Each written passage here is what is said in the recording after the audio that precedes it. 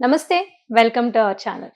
ప్రస్తుతం మనతో tarot trader Sreeja గారు ఉన్నారు. వారితో మాట్లాడదాం. నమస్తే అండి. నమస్తే అండి. అయితే శ్రీజ గారు మీరు ఇందాక మాట్లాడుతూ స్విచ్ వర్డ్స్ గురించి చెప్పారు. అలాగే ఏంజెల్ నంబర్స్ గురించి చెప్పారు. అవును. అలాగే రిపీటెడ్‌గా ఒక నంబర్ కనిపిస్తే సీక్వెన్స్. ఆ సీక్వెన్స్ ఏంటి అనేది చెప్పారు కదా! అంటే 1111 లేదా అవునవును. 2222, 3333 హ్మ్. అలా మీరు నంబర్స్ వాటి మీనింగ్ కూడా ఉంటుందొకటి అని చెప్పి మీరు చెప్పారు. సో, ఇప్పుడు అలా మనకి రిపీటెడ్‌గా కనిపించే నంబర్స్ కానీ, లేదు ఏదైనా మనం ఒక పని చేయాలి, లేదంటే ఎందులో అయినా సక్సెస్ అవ్వాలి అంటే మనం రిపీటెడ్‌గా అనుకోవాల్సిన నంబర్స్ కానీ, ఈ ఏంజెల్స్ నంబర్స్ గురించి ఒకసారి మీరు యాహ్! చెప్పండి.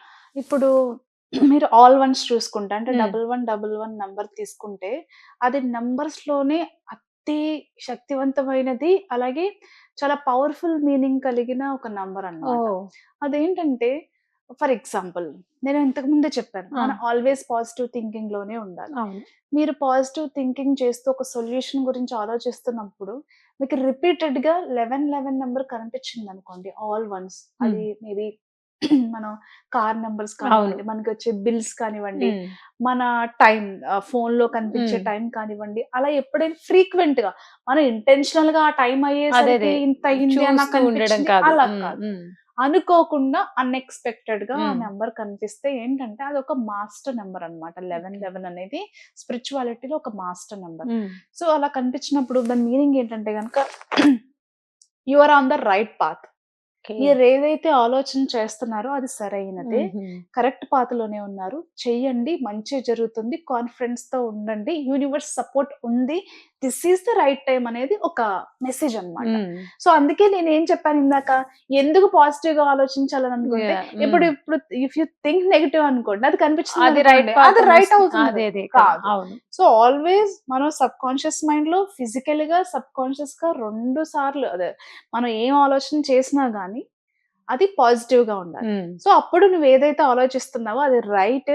సో, దానికి నీకు యూనివర్స్ నుంచి సపోర్ట్ చేస్తుంది. From hmm. Angel side universe support is also there. మీరు కరెక్ట్‌గా ప్లాన్ చేసుకొని ముందుకు వెళ్ళండి అనేది ఒక పాజిటివ్ సైన్ అన్నమాట. హ్మ్.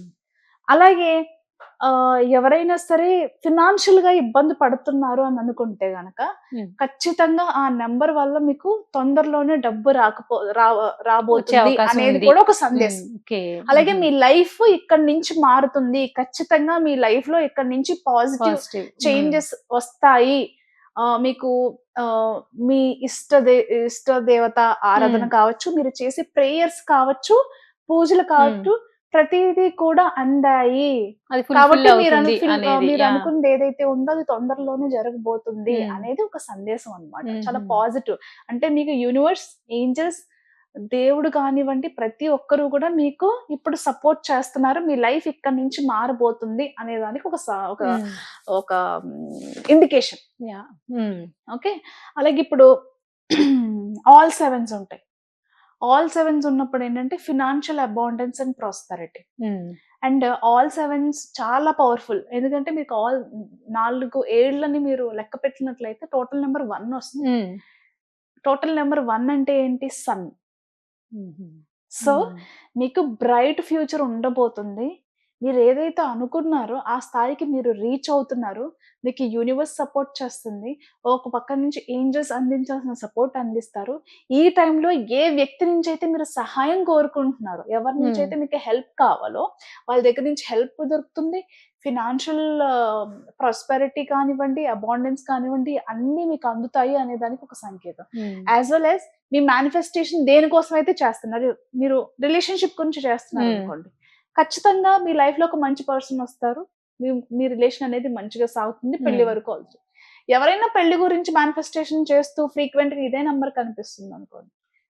అది కూడా జరుగుతుంది. అంటే యాహ్! మేనిఫెస్టేషన్ ఇప్పుడు ఖచ్చితంగా నువ్వేదైతే కోరుకుంటున్నావో అది జరుగుతుంది అనే హ్మ్. దానికి ఒక హ్మ్. సంకేతం. ఆల్ ఎయిట్స్ వచ్చిందనుకోండి.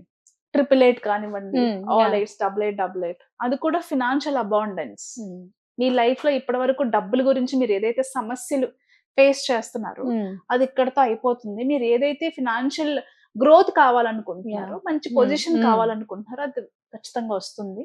యూనివర్స్ సపోర్ట్ చేస్తుంది మీ విష్‌కనేది. హ్మ్. ప్రతి ఒక్క నంబర్‌కి ఒక్కొక్క మీనింగ్, ఒక్కొక్క సందేశం ఉంది. హ్మ్. మనం డిస్క్రిప్షన్‌లో ప్రతీదీ మనం యాహ్! ష్యూర్‌గా. మెన్షన్ చేద్దాము.